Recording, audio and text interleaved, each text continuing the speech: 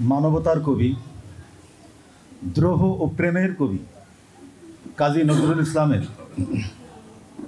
124তম জন্মজয়ন্তী উপলক্ষে 126তম জন্মজয়ন্তী উপলক্ষে প্রাচ্য সংঘ এবং প্রাচ্য আকাদেমি আয়োজিত এই মহতী অনুষ্ঠানের সম্মানিত সভাপতি, মঞ্চে উপস্থিত প্রাচ্য আকাদেমির সম্মানিত অধ্যক্ষ আশরাফ হোসেন, প্রাচ্য সংঘের সভাপতি কবি কাসিমুজ্জামান সেলিম, আমাদের মধ্যে উপস্থিত মাননীয় জেলা প্রশাসক মহোদয় জনাব আজহারুল ইসলাম, যশোর জেলা পরিষদের সম্মানিত সিইও জনাব আসাদুজ্জামান, প্রেস ক্লাব যশোরের সভাপতি জাহিদ হাসান টুকুন, আমার সামনে উপস্থিত প্রাচ্য সংঘের সিনিয়র সদস্য মনু ভাই, অ্যাডভোকেট মনু ভাই, আমাদের নুর ইসলাম, মশিয়ার, আমাদের সকল সদস্য, আমি সকলকে সালাম জানিয়ে খুব সংক্ষেপে কিছু কথা বলবো, কারণ আমরা 50 মিনিট লেটে চলছি, ফলে এখন বহু কিছু বলা যাচ্ছে না। সবার বক্তব্যই আমাদের ওখান থেকে কাট করতে হবে, করে আমাদের ওই শেষের যে টাইমটা ওইটা আবার আমাদেরকে বোঝাতে হবে। তো সেই জন্য আমরা এই সময়ের মধ্যে আমাদের কাজগুলো করব। তো আমি আসলে এখানে খুব বেশি কথা বলবো না, বিশেষ করে আপনারা জানেন যে আমি খুব একাডেমিক বা বুকিশ কথা খুব একটা বেশি পছন্দ করি না। আমি খুব ক্যাজুয়াল ঢঙে কিছু কথা বলতে চাই। তো গতদিন যেমন বলছিলাম আমাদের বিশ্বকবি রবীন্দ্রনাথকে নিয়ে, আমি নজরুলকে নিয়েও এমন কিছু বিভ্রান্তি বা মিথ বা প্রোপাগান্ডা আমাদের সোসাইটিতে আছে, আমি এগুলোকে একটু সরিয়ে দিতে চাই। কারণ আমি বলবো যে দেখুন, শিল্পী আমরা কিন্তু সে কবি হোক আর গান গাক আর যাই করুক, আমরা সব বিচারে বলি কি শিল্পী। শিল্পী তো একটা বাংলা শব্দ, শিল্পীর আর একটা সমার্থক শব্দও আছে, স্রষ্টা। স্রষ্টাও বাংলা শব্দ। এখন স্রষ্টা বলতে আমাদের মাথার মধ্যে আর একটা জিনিস আছে, যিনি বিশ্বজগতের সৃষ্টি করেছেন তিনিও স্রষ্টা। তাহলে এই দুই স্রষ্টা, যিনি মানুষের মধ্যে যিনি সৃষ্টি করছেন তিনি স্রষ্টা, আর বিশ্বজগৎ যিনি সৃষ্টি করেছেন তিনিও স্রষ্টা। তো আমি যখন স্রষ্টা শব্দ বলি তখন আমি কাকে মিন করি? আমি কি ঈশ্বরকে মিন করি, নাকি আমি ক্রিয়েটিভ কোনো সত্তাকে মিন করি? এই বিষয়টা আমাদের মাথায় রাখতে হবে। অর্থাৎ যখন কোনো হিউম্যান বিইং তিনি স্রষ্টা হন, অর্থাৎ সৃষ্টি করেন, তখন মনে রাখতে হবে উনি 8-10 বায়োলজিক্যাল যে প্রাণী বা মানুষ তার থেকে উনি আলাদা। অর্থাৎ তিনি তার চিন্তা চেতনায়, রঙে, তার স্বভাবে, ধরনে তিনি সেই বিশ্বজগতের যিনি স্রষ্টা তার রঙে রঞ্জিত। বিশ্বজগতের স্রষ্টা কি মুসলিম না হিন্দু না খ্রিস্টান না বৌদ্ধ, নাকি তিনি নারী না পুরুষ, তার কি কোনো লিঙ্গ আছে? নেই। তো স্রষ্টা মানে সে এইসবের ঊর্ধ্বে। যখন কোনো হিউম্যান বিইং স্রষ্টা হয় তখন তিনি আর হিন্দু থাকেন না, তিনি মুসলিম, বৌদ্ধ, খ্রিস্টান, আস্তিক, নাস্তিক, এইসব খ্রিস্টান এসব কিছুই থাকেন না, তিনি একজন ক্রিয়েটিভ সত্তায় পরিণত হন। সেই কারণে ঈশ্বর যেমন, অর্থাৎ আল্লাহ যেমন এই সমগ্র কায়নাতের লালনকর্তা পালনকর্তা, তাই মানুষের ভিতরে, হিউম্যান বিইংয়ের ভিতরে যে মানুষটা স্রষ্টা, সৃষ্টিশীল বা স্রষ্টা, তিনিও কিন্তু এমনি একটা লালনকর্তা পালনকর্তা হয়ে যান। এই চরিত্র তার হতে হয়, এবং সে কারণে আমরা তাকে স্রষ্টা বলি। সৃষ্টি, তার ক্রিয়েশনকে আমরা বলি সৃষ্টি। তাহলে এই গুণ যার ভিতরে আছে তিনিই শিল্পী, আর যার নেই তিনি শিল্পী না। লিখলেই লেখা না, কবিতা লিখলেই কবিতা না, আমরা এইগুলো বাছ বিচার করি না। আমাদের বাংলার এক মহান কবি জীবনানন্দ বলেছিলেন, সকলেই কবি নয়, কেউ কেউ কবি। এই কথাটা মানতে হবে। এটা কোনো ব্রাহ্মণ্যবাদিতা না, এটা কোনো না কুচুপনা না। অর্থাৎ আমরা কলম ধরলেই লেখক, এই যে আপনি গড়ে চাল সমান করে দেন, এতে করে হয়েছে কি সৃষ্টি আর স্রষ্টা এবং ইতর প্রাণী সব আমরা একাকার করে ফেলি। এইগুলো করা যাবে না। এখন কোন মানুষটা সত্যি সত্যি স্রষ্টা হয়ে উঠেছে, কোন মানুষটা সত্যি সত্যি ঈশ্বরের রঙে রঞ্জিত হয়েছেন, কোন মানুষটা সমস্ত কায়নাতকে তার লালনকর্তা পালনকর্তা স্বভাব দিয়ে চারিয়েছেন, কোন মানুষ? কেউ কেউ, তারাই আসলে স্রষ্টা। তাই আপনারা মনে রাখবেন যে কবিতা লিখলেই আপনি কবি না, আর গান গাইলেই আপনি শিল্পী না। শিল্পী হতে গেলে ওই গুণাবলী হয়েছে কিনা। অর্থাৎ একজন শিল্পীকে প্রথমে দেখতে হবে জগতের আগে তার নিজের ভিতরটা, আমি কি সত্যি সত্যিই স্রষ্টা সত্তা অর্জন করেছি, আমাকে সবসময় আমার আদালতে কাঠগড়ায় দাঁড় করাতে হবে, তখনই মানুষ তার ভিতরের প্লেটগুলো সরিয়ে ফেলে। এখন আমরা বিচার করি কাজী নজরুল ইসলামকে। দেখুন, আমাদের সমাজে আরও একটা মিথ আছে, আমরা কথায় কথায় বলি যে দেখেন কাজী নজরুল ইসলাম তো লেখাপড়া জানতো না, অথচ কত জ্ঞান করেছে, কত জ্ঞান তার। বললাম কি, লেখাপড়া জানতো না, তার মানে লেখাপড়া বলতে আমাদের একটা ধারণা হয়েছে যে আপনি কোনো প্রতিষ্ঠান থেকে সার্টিফিকেট পেয়েছেন। এই যে প্রতিষ্ঠান থেকে সার্টিফিকেট পাওয়া মানুষ পৃথিবীতে স্রষ্টা হয়নি। এরা ভালো খুব বিশ্বস্ত চাকুরে হয়েছে, বড় আমলা হয়েছেন, চাকুরে হয়েছেন। প্রতিষ্ঠান থেকে যারা পাশ করে আসে তারা বড় চাকুরে হয়, স্রষ্টা হয় না।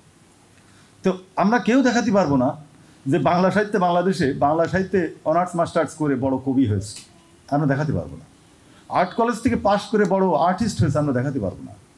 তাহলে অথচ ওই কলেজ বা বিশ্ববিদ্যালয়ে পড়ানো হচ্ছে কিন্তু ওই রবীন্দ্রনাথকে, ওই নজরুলকে, ওই এস এম সুলতানকে, ওই ভিনসেন্ট ভ্যান গগকে, পিকাসোকে, সালভাদর দালিকে, মাইকেল অ্যাঞ্জেলোকে পড়ানো হচ্ছে, যারা কেউই এই প্রতিষ্ঠানে ছিল না।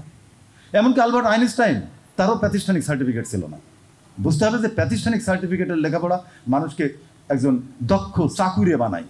তাই আমরা বলি যে উনি তো লেখাপড়া জানতেন না, এসব কথা বললো কী করে, এটা ভুয়া কথা। উনি আসলে লেখাপড়াই জানতেন। লেখাপড়া বলতে তাহলে কি বুঝাই? দেখুন, লেখাপড়া, শিক্ষা, দীক্ষা। আমাদের সমাজে শিক্ষা আছে, দীক্ষা নেই। কিন্তু শিক্ষা দীক্ষা শব্দ আমরা বলি, আমরা জানি না শিক্ষা কাকে বলে আর দীক্ষা কাকে বলে। দীক্ষা নেই আমাদের, আমাদের জ্ঞান আছে কিন্তু প্রজ্ঞা নেই। বুদ্ধি, জ্ঞান এবং প্রজ্ঞার মধ্যে সূক্ষ্ম সূক্ষ্ম পার্থক্য আছে। কোনটাকে বুদ্ধি বলা হয়, কোনটাকে জ্ঞান বলা হয়, কোনটাকে প্রজ্ঞা বলা হয়, আমরা এই ব্যাপারগুলো বুঝি না। তখন সমস্ত জগৎটা আমরাকে তরলং বরলং করে ফেলি, আমরা সব একাকার করে ফেলি, বাদ বিচার আর থাকে না। এইগুলো আমাদের পরিষ্কার করতে হবে। কাজী নজরুল ইসলাম এই বিশ্ব ধরাধামকে পাঠ করেছিলেন। যারা মৌলিক প্রতিভা, তাদের গ্রন্থ হচ্ছে এই কায়নাত। কোরআনে ইসলামের ভাষায় বলা হচ্ছে আয়াত। আয়াত শব্দের আবিধানিক বাংলা অর্থ হচ্ছে নিদর্শন। আল্লাহ বলছেন পাঠ করো আমার আয়াত সমূহ। দেখুন, কোরআন আসেনি, রসুলের কাছে প্রথম বলা হয়েছিল একরা, পড়ো। কি পড়তে বলেছিল? কোরআন। তখন তো কোরআন আসেনি। তাহলে কি বাইবেল পড়তে বলেছিল? তৌরাত? না, কি পড়তে বলেছিল? এটা আমাদের বুঝতে হবে। একরা শব্দের অর্থটা কি, আসলে কি পড়তে বলেছিল? বলেছিলেন এই যে সমগ্র কায়নাতে আল্লাহর সৃষ্টি, মানুষকে বলা হচ্ছে হে মানুষ, এই আদর্শ, এই যে নিদর্শন, এই নিদর্শন পাঠ করো, কেননা এই নিদর্শন পাঠ করলে আমাকে পাবে। এমনি তো আল্লাহ কোনো বস্তুগত অস্তিত্ব না, বস্তুগত সত্তা না, তাকে কোথাও আপনারা ধরতে পারবেন না, দেখতে পারবেন না, ছুঁতে পারবেন না, স্পর্শ করতে পারবেন না। আল্লাহকে এমনকি জ্ঞান দিয়েও পাওয়া যায় না। আল্লাহকে কি দিয়ে পাওয়া যায়? আল্লাহ এমন এক সত্তা, তাকে কি দিয়ে পাওয়া যায়? প্রজ্ঞা সত্তা দিয়ে পাওয়া যায়। জ্ঞানেন্দ্রিয়র চূড়ান্ত পর্যায়ে গেলে মহাজ্ঞানকে স্পর্শ করতে পারে। আল্লাহ হচ্ছে একটা জ্ঞানময় সত্তা, তাই জ্ঞান দিয়ে তাকে পাওয়া যাবে, চর্মচোখে বায়োলজিক্যালি তাকে পাওয়া যাবে না। তো এই যে ব্যাপার, এই কায়নাতকে যখন কেউ পাঠ করে, ওই বিষয়, বস্তুগত ওই অস্তিত্ব তাকে এমন জায়গায় নিয়ে যায় যে শেষ পর্যন্ত সে আল্লাহ উপনীত হয় এবং সারেন্ডার করে। প্রতিটা আয়াত, প্রতিটা নিদর্শন আল্লাহর সাক্ষ্য বহন করছে। চোর তো বলবে যে আমি চুরি করিনি, কিন্তু ভালো উকিলের পাল্লায় পড়লে জিজ্ঞাসার পরে জিজ্ঞাসা ফড়ফড় করে বলতে থাকে আমি এই করেছি। ঠিক একইভাবে এই সমস্ত নিদর্শন, একে যদি আপনি সাবজেক্ট করেন, তাহলে ওই নিদর্শনটা আপনাকে আল্লাহ পৌঁছে দেবে। এই জন্য বলা হয় যে সৃষ্টি আসে সাবজেক্ট থেকে, আর সাবজেক্ট আসে বিস্ময় থেকে। অর্থাৎ বিস্ময় মানুষকে বিষয় দেয়। অর্থাৎ গাছ থেকে ফল পড়লো, নিউটন ভাবলেন ফলটা নিচেই পড়লো কেন? আমরা ভাবিনি। এই যে ফলটা নিচেই কেন পড়লো, উনি বিস্মিত হয়েছিলেন, তারপর একটা বিষয় করলেন কেন পড়লো, তখন আবিষ্কার হয়েছে মধ্যাকর্ষণ শক্তি। ঠিক একইভাবে মধ্যাকর্ষণ শক্তি আগেও ছিল, তখনও ফল পড়তো, নিউটনের আগে বাপদাদারা ফল খেয়েছে, কিন্তু কেউ এটা সাবজেক্ট করেনি, অর্থাৎ বিস্মিত হয়নি। অর্থাৎ যার জিজ্ঞাসা নেই, যার বিষয় বোধ নেই, সে কখনো সাবজেক্ট পায় না। যে সাবজেক্ট পায় না, সে এই সৃষ্টি রহস্যের গভীরে প্রবেশ করার কোনো তাগিদ অনুভব করে না। মহান মানুষ যারা, তারা এই সমগ্র কায়নাতকে পাঠ করে, সাবজেক্ট বানায় ফেলে। নজরুল হচ্ছেন তিনি। নজরুল একাডেমিক লেখাপড়া বলতে আপনারা যা বলেন বই পড়াপড়ি, সেই বই তিনি কী পরিমাণ পড়েছেন। ধরুন, নজরুলের একটা প্রবন্ধ আছে বর্তমান বিশ্ব সাহিত্য, আপনারা অনেকেই পড়েছেন। বর্তমান বিশ্ব সাহিত্য 3-4 পৃষ্ঠা পড়ে দেখবেন যে তার সময়ের বিশ্বের সমস্ত বিস্ময়কর সব লেখকদের বইয়ের রেফারেন্স আছে, তার ভিতরের চরিত্রগুলোর বর্ণনা রয়েছে। আপনারা জানেন যে নজরুল যে 3000-এর উপরে কবিতা গান লিখেছেন। এই 3000-এর উপরে যে গান, তার মধ্যে 1200 গান ছিল ভক্তিমূলক, তার মধ্যে 247টা ছিল শ্যামা সঙ্গীত। ভারত উপমহাদেশের কোনো হিন্দু এত শ্যামা সঙ্গীত লিখতে পারেনি। রমাপ্রসাদ শ্যামা শুরু করেছিলেন, কিন্তু নজরুলকে কেউ অতিক্রম করতে পারেনি। এখন এই শ্যামা সঙ্গীত লিখতে যে নজরুলকে কি কি ব্রাহ্মণায় পড়তে হয়েছিল। আপনারা জানেন যে নজরুল একজন মুসলিম, আর শ্যামা সঙ্গীত মানে কি? শ্যামা মানে কি? শ্যামা কাকে বলে? কালীকে। তো নজরুল যখন শ্যামা সঙ্গীত লিখছেন, তখন হিন্দু সমাজের ব্রাহ্মণ সমাজ রিরি করে উঠল, জবন মুসলমান, সে কেন আমাদের মা নিয়ে লিখবে? নাবিশ্বাস তুলে দিল তার জীবন। আর অর্থোডক্স মুসলিমরা বলল, মুসলমান হয়ে কালীর আরাধনা করে, কালী নিয়ে লেখে, ও তো কাফের। তাহলে মুসলমানরা তাকে কাফের বলল, বর্ণ হিন্দুরা বলল ধৃষ্টতা। কিন্তু নজরুল তো কারো থোড়াই কেয়ার করে না, সে তো স্রষ্টা, সে লিখে গেছে শ্যামা সঙ্গীত। প্রশ্ন হচ্ছে, তার শ্যামা সঙ্গীত এত হৃদয়গ্রাহী কেন হলো? কেন সমস্ত মানুষকে তিনি মুগ্ধ করতে পেরেছিলেন? কেন? নজরুলের এই শ্যামা কে, এটা আমাদের বুঝতে হবে। নজরুল যখন তার রচনা সম্ভার মানে রচনার জগতে ডুবে আছেন, তখন বিশ্বটার দিকে একটু খেয়াল করুন। তখন দ্বিতীয় বিশ্বযুদ্ধ চলছে, উপমহাদেশ তখন কলোনি, ব্রিটিশ সাম্রাজ্যের কলোনি। এখানে ব্রিটিশদের বিরুদ্ধে আন্দোলন হচ্ছে, স্বরাজ আন্দোলন হচ্ছে, কমিউনিস্টরা লড়াই করছে, মানুষ আত্মমুক্তির জন্য লড়াই করছে। সমস্ত মানুষের কাছে তখন এই ভারতবর্ষ, এই বাংলা ছিল মা। তাই মাকে রক্ষার জন্যে এখানকার মানুষ আন্দোলন করছিল, হিন্দু মুসলিম বোধ। নজরুলের এই শ্যামা, এই কালী, এটা যেমন মা, এই মা হচ্ছে এই ধরিত্রী, এই বাংলার মাটি। তাই এই মাকে নিয়ে নজরুল লিখেছেন। প্রশ্ন হচ্ছে, দুর্গাকে নিয়ে না কেন? কালীকে নিয়ে কেন? দেখুন, আপনারা জানেন যে দুর্গা পূজা উপমহাদেশে কবে শুরু হয়েছে? আপনারা জানেন? আপনারা এটা নিশ্চয় জানেন। এখানে এত আমি এখন আলোচনা করছি না। মহারাজা কৃষ্ণদাসের সময় এসে গোপাল ভাঁড়ের যিনি রাজা ছিলেন, তিনি কিন্তু এই দুর্গা পূজা এনেছিলেন, এবং দুর্গা ছিল সাদা, এবং প্রথম দুর্গা মূর্তিটা ছিল মহারানী ভিক্টোরিয়া। সমালোচনার পরে আস্তে আস্তে অন্য একটা অ্যাবসার্ড, একটা মানে একটা নারী, এমন এক নারী, বিমূর্ত নারী তিনি আনলেন। কিন্তু সাদা কেন, এটা নিয়ে প্রশ্ন ছিল। তারপরে সেটাকে আরও মডিফাই করতে যে এমনকি ব্রথলেরও মাটি এনে বলা হচ্ছে যে এটা সার্বজনীন করার জন্যে, ব্রথলের মাটিও এনেছে, সার্বজনীন করতে চাওয়া হয়েছে। এটা কৃত্রিম, এটা ব্রাহ্মণদের পূজার ব্যাপার। কিন্তু কালী, কালী কাদের? এই ভূমিপুত্রদের, এই মাঠের, এই কৃষকের, এই কামারের, কুমোরের, এদের দেবী ছিলেন, শক্তির দেবী ছিলেন। কৃষি কাজ করতে গেলে শক্তি লাগতো, শ্রম দিতে গেলে শক্তি লাগতো। তাই শক্তির আরাধনা ছিল এখানকার উৎপাদনমুখী মানুষের সাধনা। তাদের দেবতা ছিল কালী। কালীর যে ধর্ম, কালীর অনুসারীদেরকে আজকে আমরা হিন্দু বানিয়েছি না, ইতিহাসে তারা ছিল শাক্ত। শাক্ত ধর্ম, একটা ধর্ম শাক্ত। এই শাক্তদের দেবী ছিলেন কালী। এই কালী, এই বাংলার মানুষ আমরা পিত, আমাদের গায়ের রং কালো। আমাদের লড়াই ছিল সাদার বিরুদ্ধে, পশ্চিমাদের বিরুদ্ধে। তাই নজরুল সেই দিক থেকে শাক্ত দেবতা, আমার কৃষকের গায়ের রঙের দেবতা, আর এই মাটির মা। সেভাবেই তিনি শ্যামাকে দেখেছিলেন, তিনি মাটিকে দেখেছিলেন। তাই মা মাটিকে নিয়ে যখন তিনি লেখেন, তখন হিন্দু হোক আর মুসলমান হোক, এই প্রতিটা ভূমিপুত্র নাড়ি ধরে মোচড় দেয়। এই হচ্ছে নজরুল। আপনারা মুসলমান দেখুন, মৃত্যুর আগ পর্যন্ত তো তিনি কাফের মুসলমানদের কাছে, কিন্তু আজকে মুসলমানদের কোনো অনুষ্ঠানই হয় না নজরুলের হাম নাত না হলে, নজরুলের গজল না হলে। কেন? নজরুল গোটা কোরআনটা ভেজে খেয়েছিলেন। নজরুল ভারতীয় মাইথোলজিকে ভেজে খেয়েছিলেন। তিনি যে পরিমাণ ভারতীয় মাইথোলজি জানতেন, অর্থাৎ মিথিক্যাল চরিত্রগুলো জানতেন, বহু হিন্দু জানে না। বহু হিন্দু জানে না ব্যোমকেশ মানে কি, ব্যোমকেশ, শিব, হ্যাঁ, এদের সম্পর্ক কি জানে না। নজরুলের এক বিদ্রোহী কবিতা আপনারা জানেন যে মাত্র 21-22, কেউ বলে 21, কেউ বলে 22 বছর বয়সে লিখছেন। পৃথিবীর সব মিথ ওর মধ্যে নিয়ে চলে এসেছেন। কি স্পর্ধা তার, কি স্পর্ধা! তিনি আরবি, ফার্সি, বাংলা, উর্দু, হিন্দি সব ঢুকায় ফেলেছেন, দিয়ে বাংলা বানাই ফেলেছেন। এই যে তার যে ক্ষমতা, এই ক্ষমতা এক সর্বগ্রাসী ক্ষমতা। তিনি তার মধ্যে লিখছেন, দেখেন তার স্পর্ধা কি। ক্ষুধার আসন আরশ ছেদিয়া উঠিয়াছি চির বিস্ময়, আমি বিশ্ববিধাত্রীর বলবীর চির উন্নত মমশীর। কে বলতে পারে এটা? আমি ভগবান বুকে এঁকে দিই পদচিহ্ন।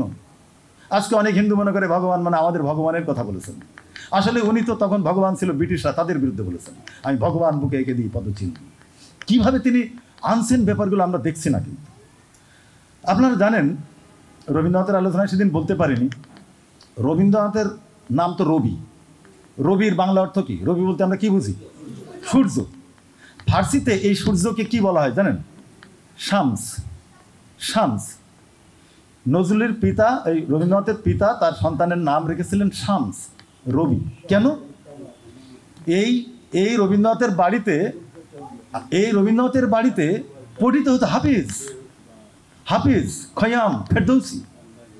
এই যে হাফিজ পড়িত হতো, এই হাফিজদের সবার গুরু কে ছিলেন? মাওলানা রুমি। রুমিদের গুরু কে? রুমির গুরু কে? শামস তাবরিজি। এই যে শামস মানে সূর্য, আগুন। তো এতটাই প্রভাবিত ছিল রবীন্দ্রনাথের পরিবার এই হাফিজদের দ্বারা যে তার সন্তানের নাম রেখেছিলেন রবি মানে শামস। এবং রবীন্দ্রনাথের পোশাকও সেই পার্সিয়ান পোশাক। আপনারা জানেন এই হাফিজের সাথে আমাদের কবি নজরুলের, আপনারা যদি একটু পাঠ করেন, হাফিজ পাঠ করেন, দেখবেন হুবহু কার্বন কপি। যেমন অভিজাত পরিবারে জন্মাচ্ছেন, দারিদ্র্যের কষাঘাতে নজরুল পড়ে গেছেন, ও হাফিজও পড়েছিলেন।